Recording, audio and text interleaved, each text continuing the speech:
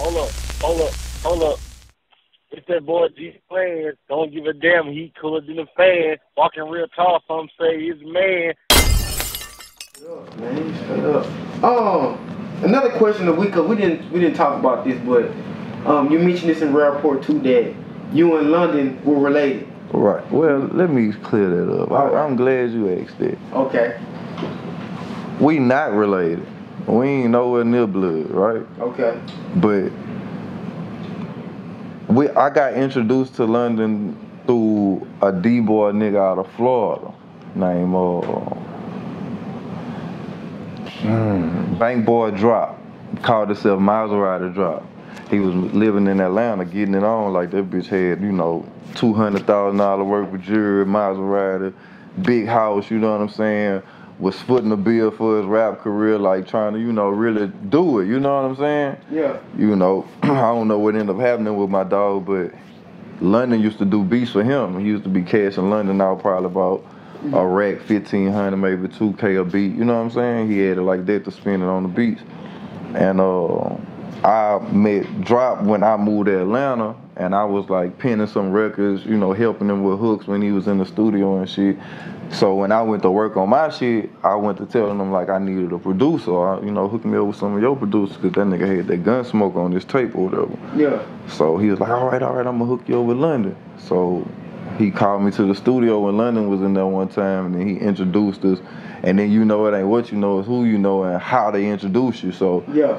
Drop was like, man, this my dog, and I need you to fuck with that. I need you to fuck with him. And it was how he told him, and London was like, you know, it's understood, I got him. Yeah. Bam. So about a week later, I called London. He invited me to his condo. Yeah. Him and his stepbrother, Notes.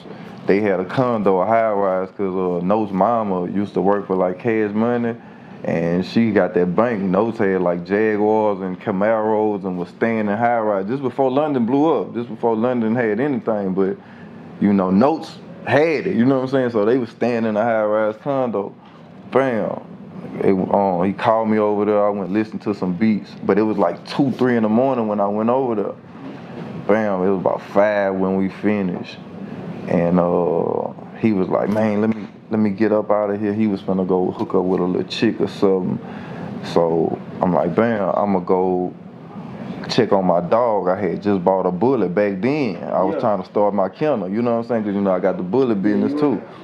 And I went pick the dog up, and when I left with the dog, I went through somewhere in Buckhead, Atlanta, and they had a fucking a roadblock, a police roadblock. I seen that bitch. I tried to turn around and get it. Them bitches came, followed me, got me. Long story short, I went to jail that night.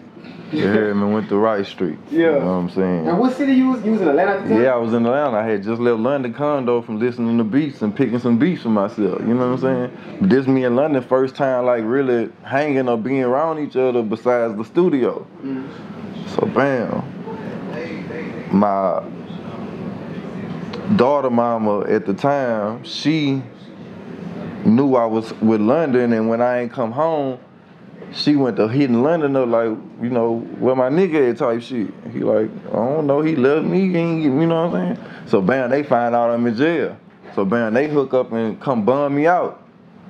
But how much your bond was? My bond wasn't nothing, cause it wasn't nothing but, I went to jail under my little cousin name. Cause look, dude, I was running on the warrant from Florida, you heard me? Yeah. That's why I ain't want to go through the roadblock, cause I had the pistol charge warrant, you heard me? Yeah. So I'm like, I knew my cousin's social, you know what I'm saying? Bam, I'm giving my cousin name. So they booked me under my cousin's name. So they bonded me out under my cousin. Man, so there wasn't nothing. It was like a traffic ticket, a flight ticket, and something else, whatever. So it wasn't nothing but like a $500-600 or whatever. Yeah.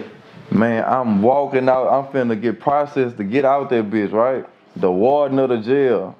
This ain't at Wright Street. This like a detention center or something over there. The warden of that bitch, that nigga come with a picture of me with dreads. That nigga come hold that bitch up to me. That bitch look at the picture. He look at me. He like, this you? I just look at that boy like, man, you know what the fuck going on. He like, yeah, this you. He like, I gotta rebook you, they want you. He like, you was almost out of here too. Ooh. Yeah, I almost skated on that. You remember when DMX on Belly when he was playing Buns and he called Nas and he like, man, you gotta get me out this bitch for my Prince hit. Yeah, you know, that's how I would die. No, I was on the phone telling them that, like, man, y'all got to come now before my Prince hit. Like, I knew I could. Yeah. You heard me? I'm talking about, man, as soon as they had came, but they were probably about 30 minutes late. If they would have been about 30 minutes early, I'd have been out that bitch. Ooh. And they would have just come get you, huh? Gingerbread, man, catch me if you can. Straight up. You gonna have to do your fucking job. That's what they pay you for. Yeah. Oh, yeah. I ain't gonna lie. Yeah. I'm at the age where I ain't running from them bitches no more, cause them bitches, you know, I done seen them kill too many niggas. I ain't gonna lie. I'ma just, but I used to make them run. Oh yeah. Yeah, I tore up some Beamers running from them bitches. Hopping curves, one way, you know, driving up the wrong way. Yeah. Yeah, you gonna have to do your job tonight, risk your life. I'm finna risk mine. Let's get it.